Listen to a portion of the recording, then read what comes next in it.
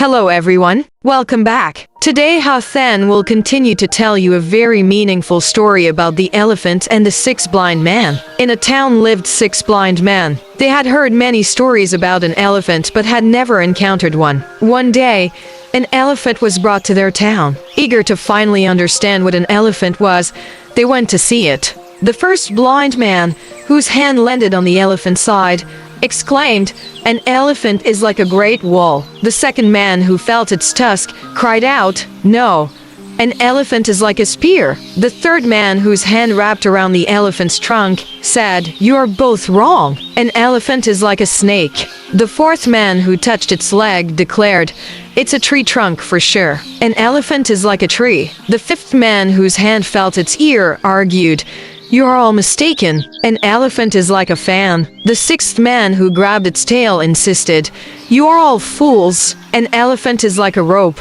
Each man was convinced he was right and that the others were wrong. They began to argue, and their argument turned into a loud fight, each one insisting that his limited experience was the whole truth. They almost came to blows, unable to agree on what an elephant truly was. A wise king passing by heard their commotion. He stopped and asked them what they were arguing about. Each man explained his version of the elephant. The king smiled kindly. "You are all correct," he said. "Each of you has touched a different part of the elephant. The elephant has a side like a wall, a tusk like a spear, a trunk like a snake, a leg like a tree, an ear like a fan, and a tail like a rope. Each of your perceptions is true, but together they make up the whole truth." The blind man, humbled by the king's wisdom, finally understood. Their limited perceptions, while true in part, were not the complete picture. They realized that they had been fighting over a truth that was much larger and more complex than any one of them could grasp alone. The moral of the story: